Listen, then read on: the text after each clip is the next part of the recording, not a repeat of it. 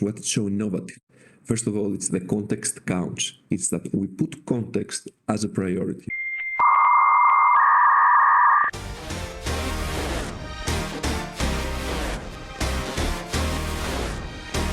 Let me share my presentation and start a bit talking generally.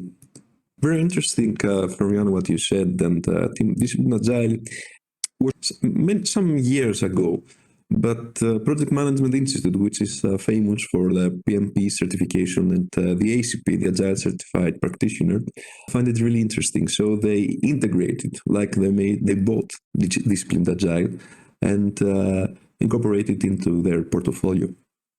So even though the name is Disciplined Agile, it's more like being more flexible and more putting the agile into context, into your organization and into your projects. So let's go and start this presentation. First of all, why Disciplined Agile? Here you can see the 7 Disciplined Agile principles, and you may find them really similar to the Agile Manifesto. The core is the delight customers. So the Agile Manifesto would say that we prefer product outcome, working software, over detailed documentation. So that remains on its core. But we have some differences here, some differences like enterprise awareness, pragmatism, choice is good, context counts. This is all the principles that Disciplined Agile wants to offer more in the Agile community. But before we step into more details about this one, I would like to discuss a bit what is the current situation right now. Research has shown that Agile and digital transformation has been only successful when the organization transforms top down. There have been some efforts to apply Agile in let's say in a spin-off way, or in only some teams.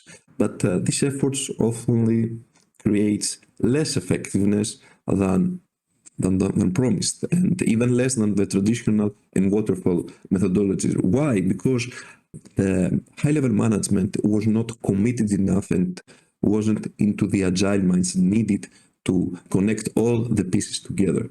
So it's really preferable to have agile and digital transformation in the way that we know it, meaning the Scrum Way framework or the SAFe or other frameworks when you have top-down. Also, secondly, in big traditional organizations like Deutsche Telekom, we have many dependencies. So it's very difficult to adopt a fast-paced strategy like in startups. If you have friends that are working in startups, you'll know that it's pretty impossible to find a startup that is not working in an agile way. And lastly, agile frameworks like Scrum, SAFe, etc. are really prescriptive. It was something that Muriel also told her said about during her keynote. There are strictly time-framed events and meetings, precise number of members per team, roles, responsibilities are heavily defined, and people of the team need to be 100% time dedicated to the team. So they do not have like degrees of freedom how you can apply agile methodologies. And this whole wants to comes Disciplined Agile into play. But what is Disciplined Agile? Disciplined Agile deliberative is an imperative, so it happens every some weeks, like Agile, incremental, gives more and more a product outcome and adaptive, and that's why what we'll focus on. Agile project management method, it's not a product management as Scrum, it's not a framework like Scrum, and it's for general and not industry specific like IT or engineering agile project management. So what is the unique selling proposition of Disciplined Agile? Why should anyone try this different approach? What is so innovative? First of all, it's the context counts. It's that we put context as a priority. And we know in every project that we work for, it's very different. It has different aspects to look into. And even context is different in an organizational level. And secondly is the guided continuous improvement that could improve, not based in a framework that's stable and maybe it's difficult to evolve, but will continuously improve from successful stories, sources, from best use cases that were all around the market, and Disciplined Agile community researches for us. Deep diving into the context counts. Context is what makes every organizational project unique. Here you can see some context factors. It's the team skills, culture, nature of the problem, business constraints, team size, distribution, compliance, and complexity.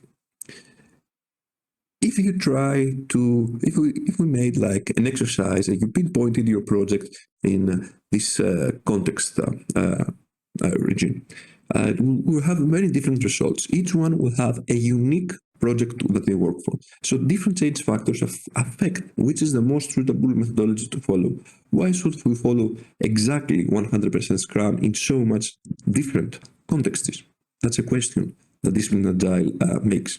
So Disciplined Agile offers multiple choices to try and adopt in a unique context that we work, in our way of working. For example, here we see like choices on the communication and in the coordinate activities. If we want some more choices to coordinate within the team, we can select one of these choices that Disciplined Agile offers, and not only select, but they have specifically descriptions of them, specifically pros and cons of each choice. Secondly, the guided continuous improvement. This is from a research, this diagram, that was done 5 years ago in more than 150 organizations, in more than 1,500 agile teams. Even though Scrum is advertised from other side of the book that it's twice as effective in half the time, meaning that it's 4 times more productive on average, from these researches we show that agile methods are more productive only 7 to 12%, and scaling frameworks are only 3 to 5% more productive on average. So what happens in the time? We start with an initial learning curve, as everything new when we start anything new, and things get better. But then we hit the limits of the framework. There is a threshold, and this threshold we wanted to break. What do we do as a project manager, or as anyone that is working as a project team member, wants to do more, wants to be more effective? So from his or her experience, tries and searches things to do more and to increase the effectiveness. And in theory, that is called the plan, do, study, act technique. You may also know it as plan, do, check, act.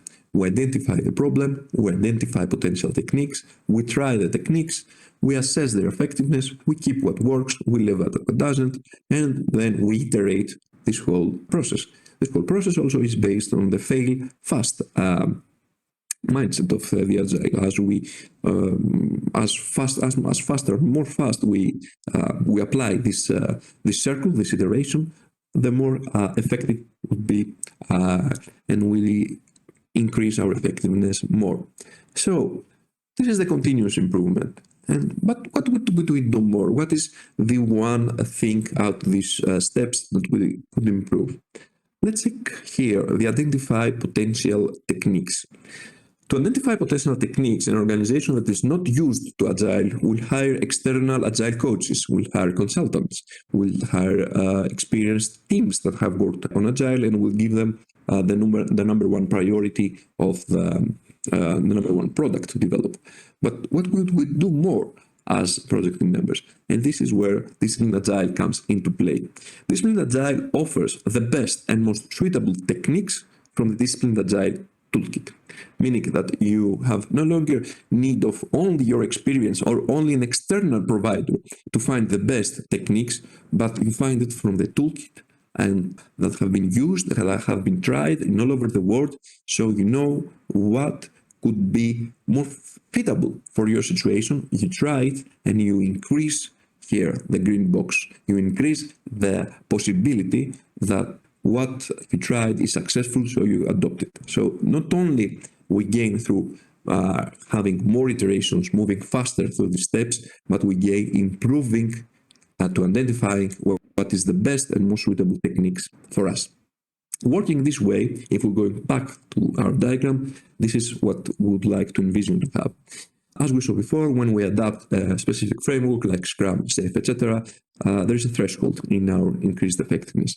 If we continuously improve, either by theoretically applying the PTSA circle or from our experience, that's why we do as professionals, we want to increase our effectiveness. Again, we try to break the threshold from our experience and from external providers.